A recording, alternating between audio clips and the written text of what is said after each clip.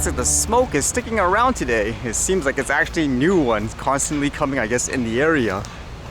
And what's going on today? How about this one, where apparently there's going to be these, I guess, convenience store drones. This one says, Korean convenience store starts drone delivery.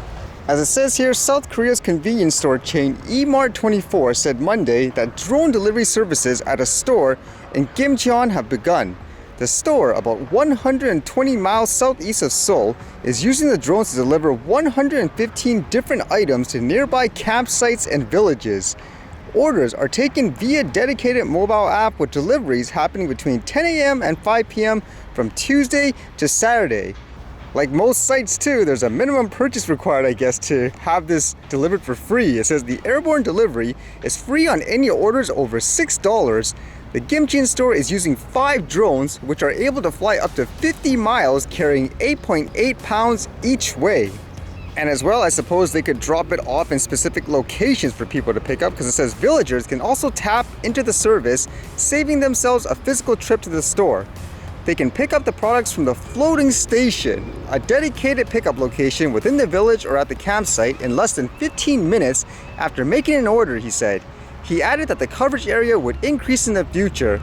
I wonder how you would guarantee that if there's bunches of people actually ordering within the same time period and all.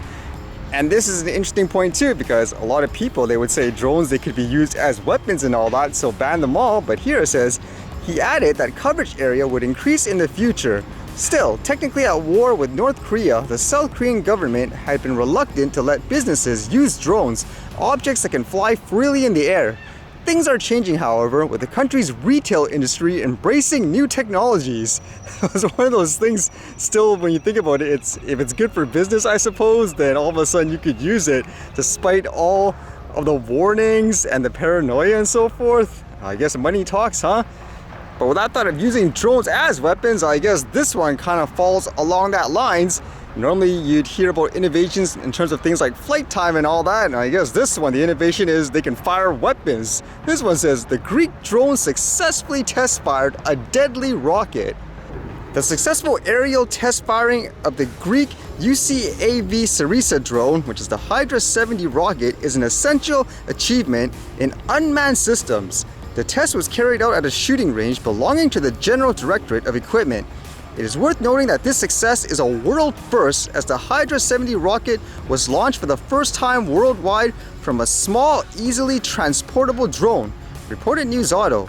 The fact indicates the increased flexibility and efficiency that uncrewed combat aircraft can offer in the future, while at the same time opening new horizons for the development and use of UCAVs in many military and civilian fields. And what are some points of this drone? It says air support. The Greek drone can directly support small military groups during operations, attacking surface targets. The system can attack enemy positions and infrastructure using the Hydra 70 guided and simple rockets, and as well reconnaissance and all that. Can you imagine something like this just flying around a city being used by regular police officers in the future? I wouldn't doubt it, actually. It could be something else, for example, like tear gas or something like that. And this was kind of an interesting read, where here there's actually certain areas where the homeless population is really rampant, and apparently some, I guess, police officers fine them for having a cart on the sidewalk. This is kind of interesting. Again, keep in mind the person's homeless. It says the absolute wrong direction. Homeless man fined $100 for having cart on DTES sidewalk. Jason Rondeau was having difficulty standing. His cellulitis, a skin condition that attacks his legs, causing redness and swelling, was flaring up. He usually tidies up the area where he lives on Hastings and Columbia Streets in the downtown east side, but that day he was in an extreme amount of pain and was unable to do so. It ended up costing him $100. According to Rondeau, an elderly man in a mobility scooter approached him and a group he was with, angry that he couldn't access the sidewalk due to Rondeau's cart blocking the space. Rondeau disputes this, saying the sidewalk was large enough for him to pass the mobile cart he uses to store his belongings. And afterwards, I guess the guy was upset, so he called the police. It says the senior called the Vancouver Police Department to report the incident, resulting in a $100 fine for Rondeau.